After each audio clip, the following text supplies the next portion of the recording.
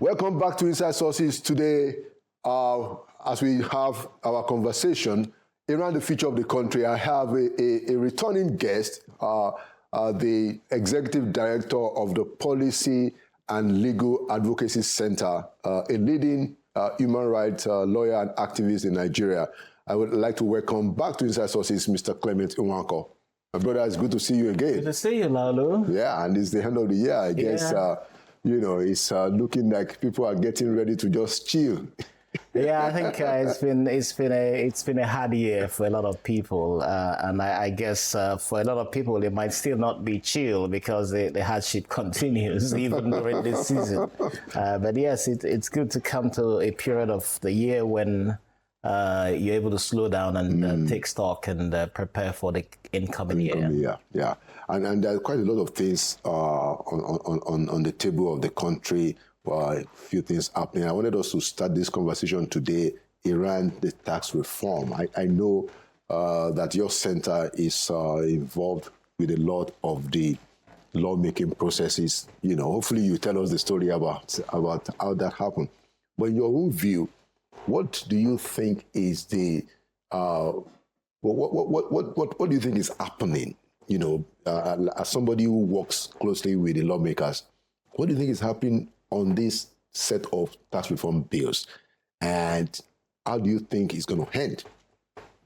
I think that there's a whole lot that focuses on sharing the federal pause, the pause that comes into the federation account, and for states particularly, and the different representatives of those states, it's a question of how do we either get the best advantage for our state or retain the status quo that gives us advantage currently.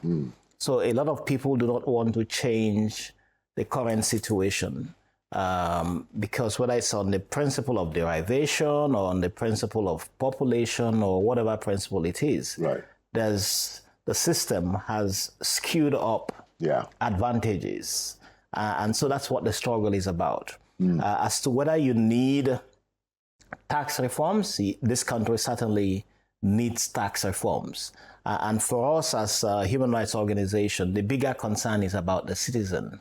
How does the tax reform lessen the burden on the common man, on the ordinary Nigerian who wants to make the best out of the situation?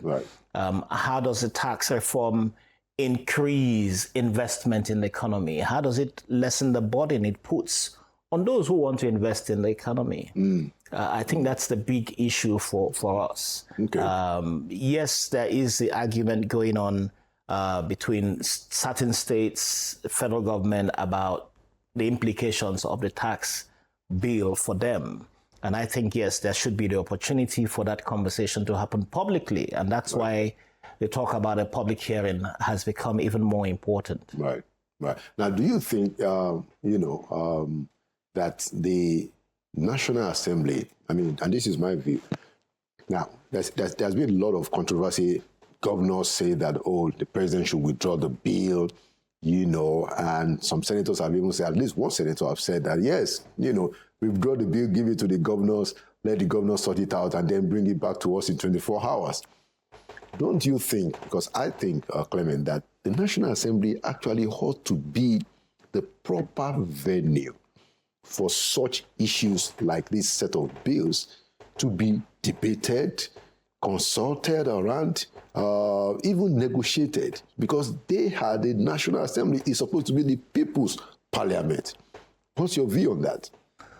Well, the Constitution creates powers for the different tiers of government, whether it's the government at the federal level, which is where you have on the 10th schedule of the Constitution what you call the exclusive legislative list, which is where the federal government exercises powers to the exclusion of every other tier of government. You then have the concurrent legislative list, which is where the federal government shares powers with the states. And of course, in that circumstance, always the federal government's powers supersede that of the states.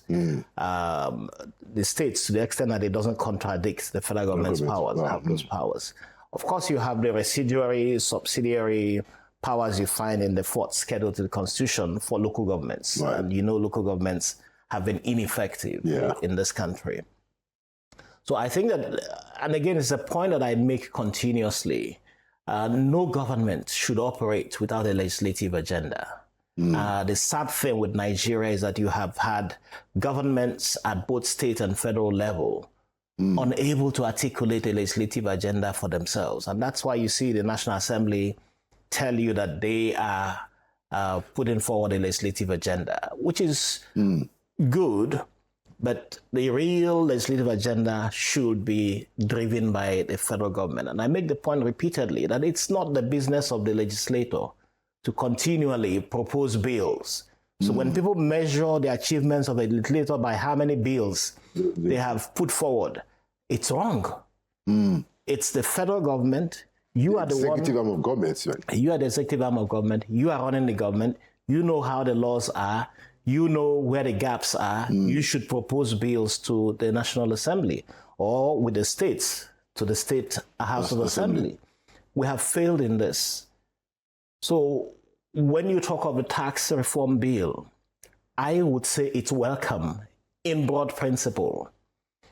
The nitty-gritty, of course, is when it gets into the National Assembly would have to hold public hearings. Yeah. So those who are threatening and getting angry that the federal government proposed the bill are not following what the Constitution says. The federal government can propose bills, and that's what it has done. Right. It has put forward an executive bill. As you know, executive bills are taken very seriously. Yeah. So when it goes there, everyone who has a concern, and we have a concern. I, for instance, have a concern about what is the tax implication for the NGO sector. Okay. What is the tax implication for the poor? What is the tax implication for businesses? Because when you look at the tax bill, for instance, and people need to look at this, Nigerian businesses are the most taxed. Multiple taxations. And you saw the report from the Oyedele committee that talked of more than 20-something taxes. Right. And the taxes are coming from local governments, from federal governments. There are toll gates everywhere. Everywhere. The Constitution specifically prohibits double taxation. In Nigeria, there is more than double taxation. You take money, you move money from your account to a gift to somebody else's account. You are taxed for taking the money out of your account. By your bank, actually. Then the person who receives the money is taxed on the same monies. So there's just too much taxation. And then you have taxation by phone companies at different levels. You saw the one that amended the Cybercrime Act that gives powers to the National Security Advisor to be paid a certain percentage of tax. Hopefully that was held down. I don't know whether it's not been implemented as we speak. Oh, wow. There was, of course, the outcry. There was a public statement that it wasn't going to be implemented immediately, but we need to go back and see whether that is true or not. Oh, wow. So all of this taxation is just incredibly, incredibly so much. And so businesses are folding up. Businesses are folding up. And when you look at the tax reform bill, it's also talking about taxing companies on their profits. Yeah. As we speak, in that bill is a proposal to tax companies what is called development levy, 4% of their profits. Of their profits. Now, these companies are already paying taxation on profits, the company's income tax. So is this a new tax that this reform bill is proposing? Or what is it really that it is saying? And it's saying that you still have other taxes imposed on companies. As we speak, there's education tax on companies, 1%. There is all sorts of taxes on companies. A company does not set up its business to fund to share its profit with you. It has an obligation to pay its tax on the profits. But beyond that, why are you, every time there's an establishment bill in the National Assembly, they immediately tax companies. And so that's what companies are complaining about. And that's why a lot of businesses are shutting down. And that's why a lot of businesses are going offshore or going into other countries to operate. Anyway, I mean, very important point. But you do also consider that our tax to GDP ratio is one of the lowest in the world. So we do really need to fix our tax system clearly? It certainly needs to be fixed. And you know, when you talk of taxation as well, if you look at the costs to operate in Nigeria, it's very, very high. That's true. And so when a company sets up here, it has to fund its water supply, its own electricity, in addition to arbitrary bills coming from electricity companies who charge people in the most arbitrary manner. Nobody is able to oversight the arbitrariness of some of these utility companies that have been so-called privatized. So when you look at the cost of doing business in the country, it's just so very high. So when people say the cost to GDP ratio is low, you're talking of the formal taxation. Yeah, exactly. That should be the proper. But when you look at all of the other things, how can businesses operate in a country where they are responsible for setting up their own infrastructure, public infrastructure? So there's a lot to do. It's not just simply putting forward a tax reform bill. You must also make the environment conducive for people to not spend so much to create a public infrastructure to enable them to operate. Okay. It's a very important conversation, actually. Now, the other aspect that I wanted to raise is the issue of, no representation without taxation.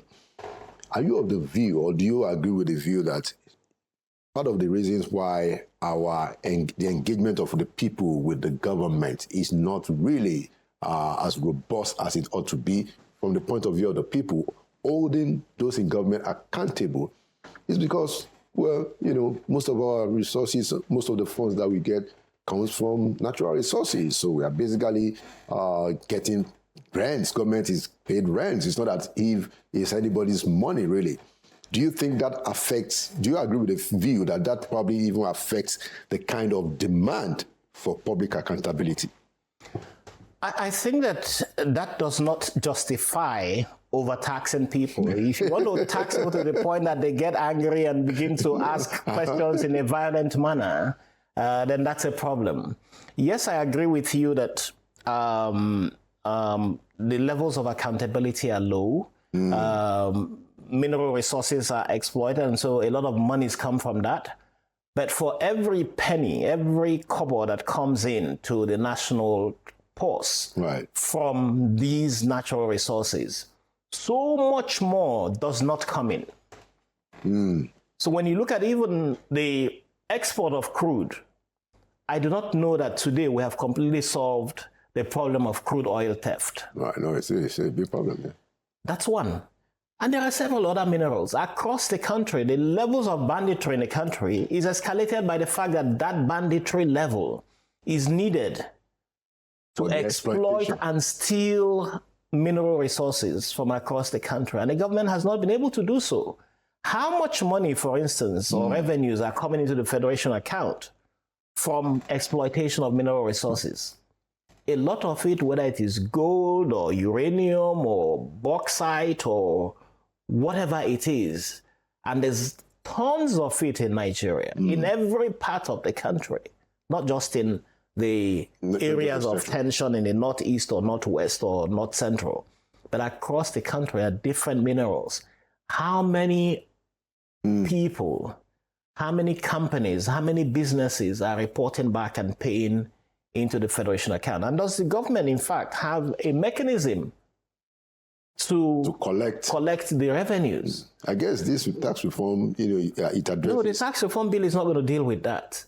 You have to have an accountability system, a mechanism. What is the Minister of Solid Minerals doing, for instance? What mechanism has it put in place?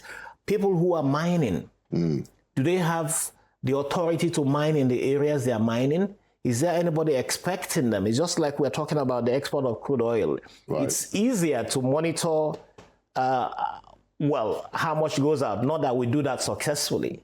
But with minerals, it's even almost a free-for-all. So how are we dealing with this? How are we dealing with foreigners who enter the country and create areas of operation that security agencies cannot even go to, or that security agencies, as are accused of collaborating with them. Collusion. I know that this current minister seems to be, although that conversation has been on to try to regulate that industry and try to sort out the issues. Hopefully, we'll be able to get around to it. But I wanted to ask you, as a matter of an ideological understanding, does taxation give people more voice if they tax? Does it really, is that argument, when they say, there's no representation without taxation, is it applicable in Nigeria? Do you imagine? The term no representation without Taxation. no taxation without representation or vice versa. was part of the struggle for independence issues, not just in America, in Nigeria. If you looked at the efforts of women the 1929 Aba, the 1929 Aba riots, or even in Abeokuta, the riots there as well, had to do with people being taxed without being given a seat on the table. I think in Nigeria today, current day Nigeria, you can say that in the context of no taxation without accountability. And that's what a lot of Nigeria, the tax we pay, how are you accounting for it? That's really what the issue is. Yeah. And beyond that, there is something that is also going on. I live in Abuja, the FCT, and I'm sure this happens across several parts of the country, where taxation has been found out to companies and consultancies. So companies that are owned or which have dubious ownership between themselves and public officials are the ones collecting taxes on behalf of government. So the way that these companies operate is such that it doesn't matter to them the fairness of the taxation. So if you come to Abuja, for instance, you could have a fee slapped on you for something by a consultant tax collecting company. Who is going to get a cut? Who is going to get a cut? And so their measure of success is how much they can extract. So a lot of times the volume of taxation is exceedingly high, the levies are exceedingly high, whatever they collect, they get their profits. And it's the same with government agencies. I have no understanding, for instance, why agencies of government should be allowed to retain a huge percentage of revenues collected. For instance, you go to customs. Customs is allowed to retain a certain percentage. I don't know whether it's 3% or so. I think all of that is changing though. Well, it has to change if this country is to move forward. Because what you see these agencies doing is that they collect these taxes, and you can imagine collecting taxes running into trillions of naira and being asked as an agency to retain even 1% of that. Yeah.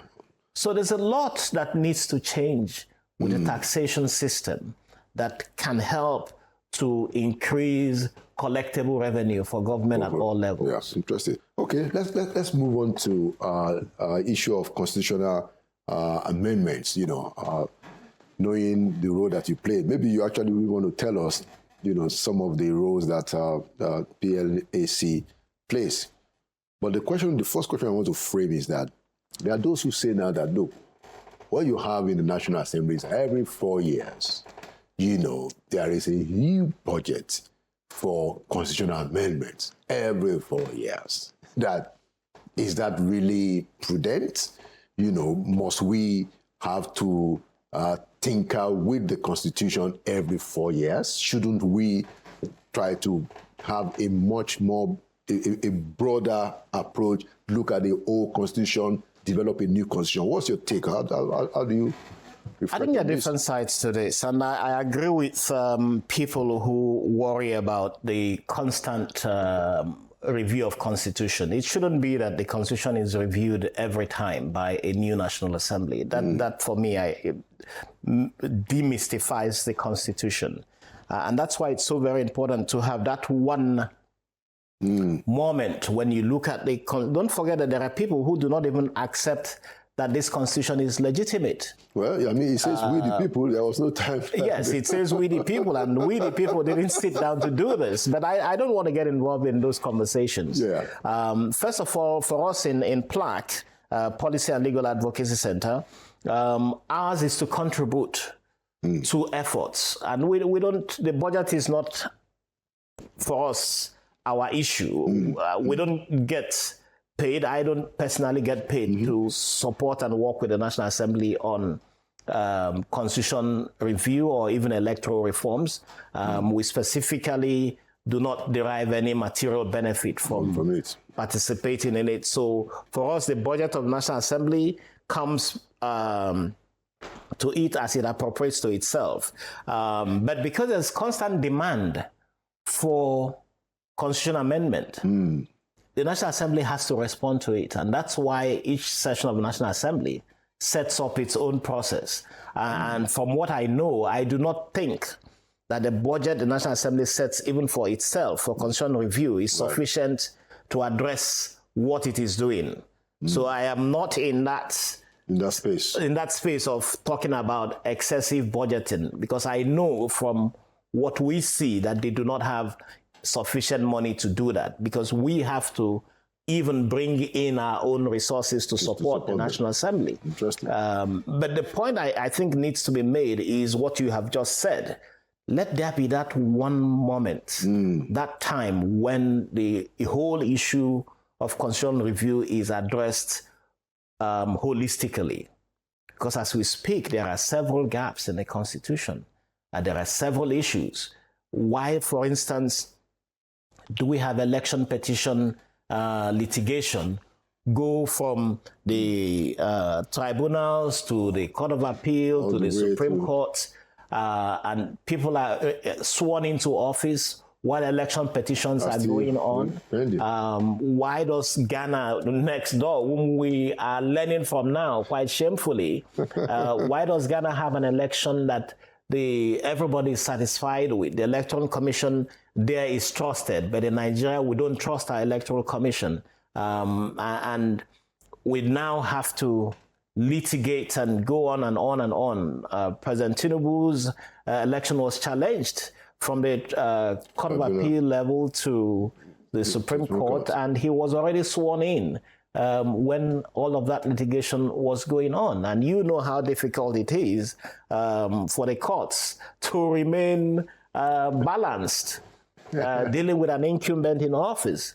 So we think it's very important that, you know, these issues are thrashed out in a constitutional amendment. But it's going to be the National Assembly to look at what people are suggesting to it, decide on what bills to propose to itself, and subject this to public hearing and get public inputs and pass what needs to be passed. And don't forget that the issue of constitutional amendment is not just the National Assembly. The State House of Assembly have a role as well. And you need a president. And that's the point I've been making. You need a president who is not self-serving to understand these issues. And that's the point that I make constantly. Why does the president sit back? And he has a well-respected Attorney General, but why do they sit back and wait for all manners of bills to be sent to the National Assembly and go through all of that whole stretch of arguments, then come back to the president if it is passed for his own assent, without the president making any input?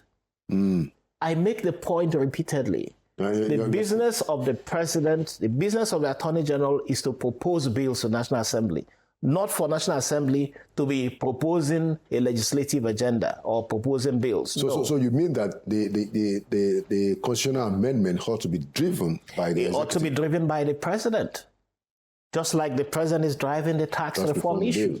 You propose your bills, the Attorney General should take it as a matter of great national urgency and emergency to propose these reforms to the Constitution, to the Electoral Act, to the National Assembly, and drive its direction objectively. But unfortunately, this is not happening. And it's not starting with this administration. President Buhari, in fact, refused to assent to several of the bills that the National Assembly passed on constitutional amendment, and refused on 3 occasions to assent to electoral reform. Well, I mean, so that is one big issue that I also think that we got to sort out. which is why, many people still give the late President Yar'Adua a lot of credit, for the kind of reforms, electoral reforms that he put in place with the UAS commission. Did a wonderful job, although, they didn't quite accept some of the recommendations, including the one that would have removed I think he recommended that the chairmanship of INEC should not be from the president. The Justice Mohammed Lawal Uwais committee made several recommendations. This is the Electoral Reform Committee, which had very distinguished Nigerians in its membership. Yeah. In fact, one of its members became INEC chairman, Professor Tahiru Jega, and he did very well with conducting elections. Yeah. But of course, the elections after him have deteriorated very badly. But we don't know how President Yar'Adua would have turned out. We don't know what would have happened to him in terms of what the outcome of his regime would have been. But he came following from the 2007 elections, and said, look, this election, I agree with you, lacks credibility, and I apologize for the failures of the Electoral Commission. But, I have emerged, and I intend to reform things. And I think that when you situate that with the 2023 elections was also very badly conducted, comparable to the same comparison with 2007. It was really bad. Oh, wow. So when you had an election conducted like that and someone emerges, the acceptance, of course, those who lost went to court, and the Supreme Court gave its final verdict. At that stage, as a lawyer, we have there is no further pursuit. But what we expected President Tinubu to do was to say, look, I recognize all of the reports from election observers, and the Nigerian Civil Society Situation gave its own report, several other observers, Nigerian and international. The European Union Election Observation Mission, as always, did a very comprehensive recommendation for reforms. This administration has not looked at any of this. If you fail to understand that two elections in 2023 was badly run, and you are setting out and continuing into 2027, then I worry about what that election would be. And I've been saying this repeatedly. I do not think that the foundation or the basis for the conduct of a good 2027 general election is in place. I also think, I do agree with you that, the president has to take the lead in electoral reforms. Clearly, I think we even have Professor Yakub, the INEC chairman, say something like whether it's, I think it's now advocating that the electronic voting, the BVAS situation should be, if I read the report rightly, it should now become law, because part of what happened in 2023 was that the court said that, look, BVAS is a regulation of INEC. It's not the law. I think you make the point, Laudu, very clearly that the president should take a lead in this conversation, not because he would necessarily be the best advocate for it, but because he's the one in office. And he's the one who understands the challenges that the country's electoral system faces. The country ran a very bad election in 2023. I think that those who ran that bad election cannot become the best proponents of reform as we speak. So I'm not going to look at any suggestion from the corners you have mentioned. But I think that there is sufficient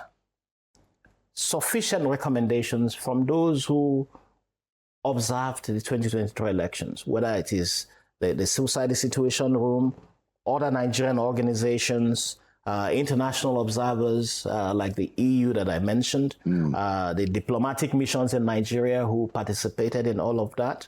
They all made their recommendations. And I think that when you have a situation where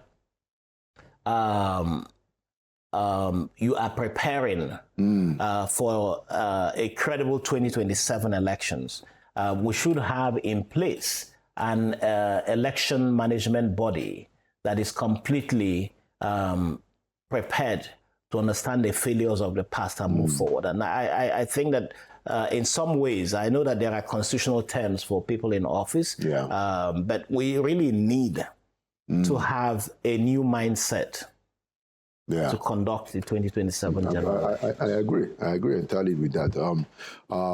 Final question. I wanted us to talk about the idea of criminal defamation. I know that you are a leading human rights lawyer yourself.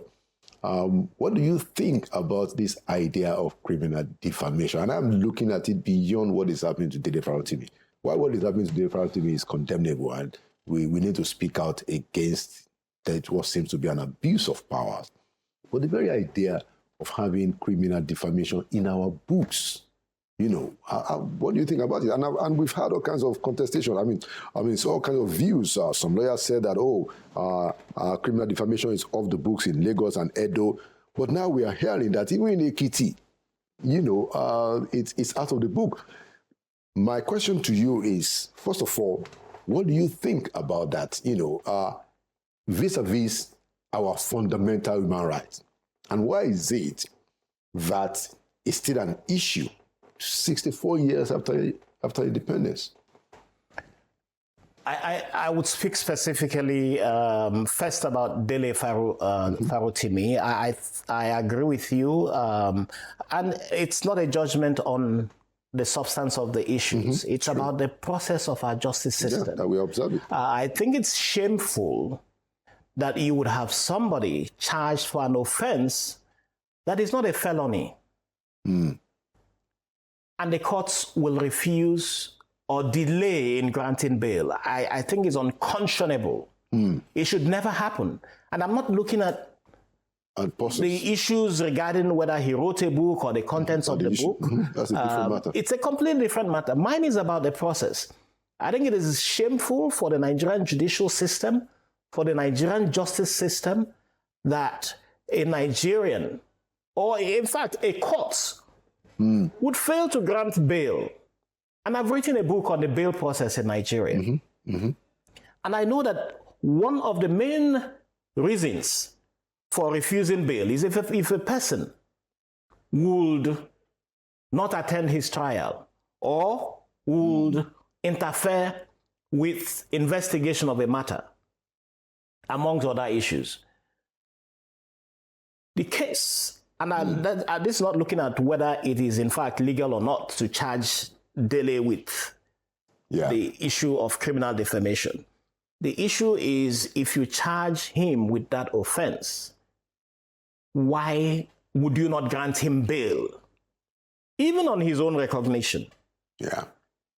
On his first attendance in court. Bail should not be punitive. So I think it is a big stain on the judiciary that Dele Farotimi, and he's been held in prison awaiting a grant of bail. It is shameful. It is. Secondly, bail in this country has been misused by the Nigerian courts to punish people. And I'm not talking of Dele now, I'm talking of several other cases.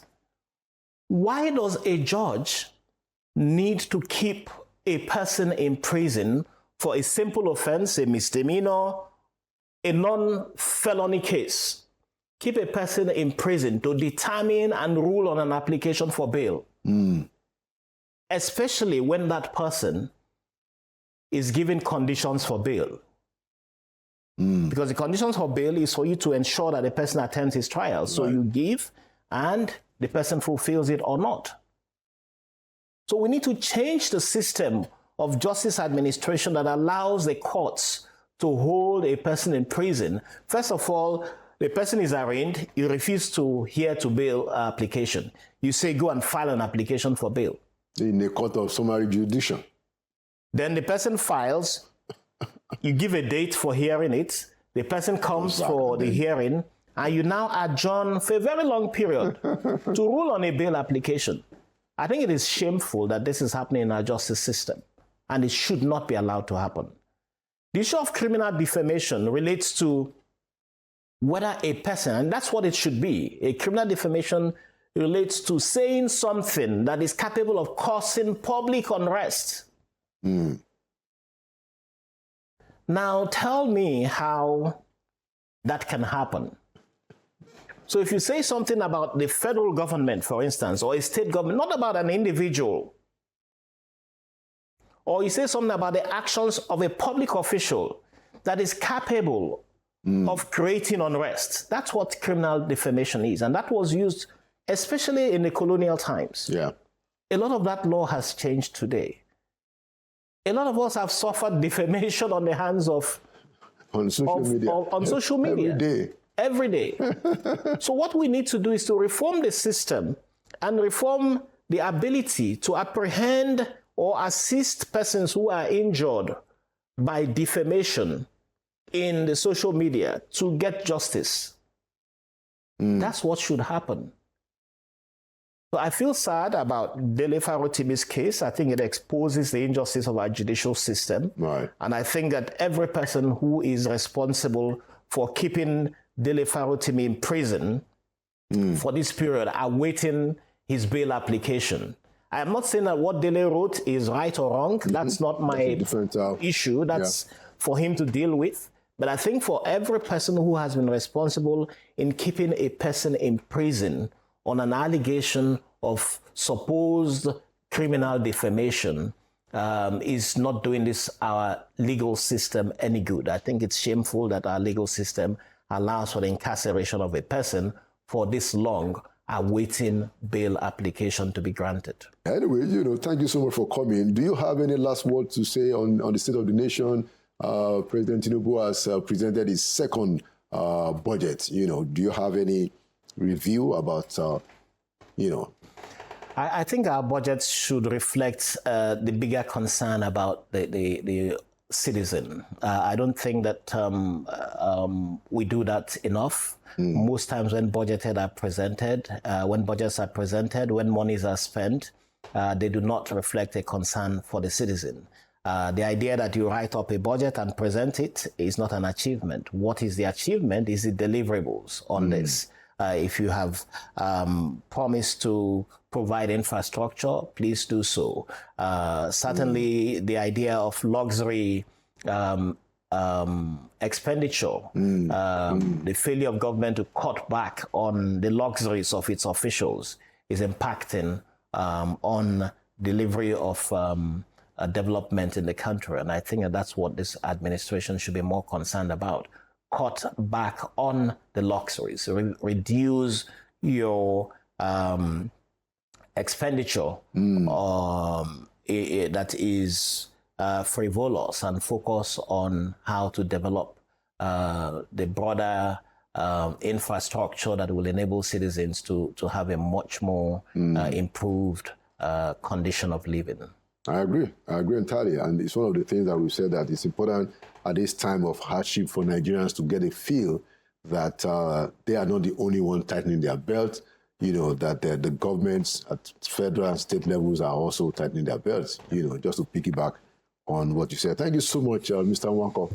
Thank you, Laulu, for coming to Inside Sources, and thank you for the work that you do. I see that you do quite a bit, with National Assembly. We hope that you continue to support them and help us sort out some of our major constitutional issues. And thank you for your views and contributions generally to the national discourse. Thank you so much, Laulu.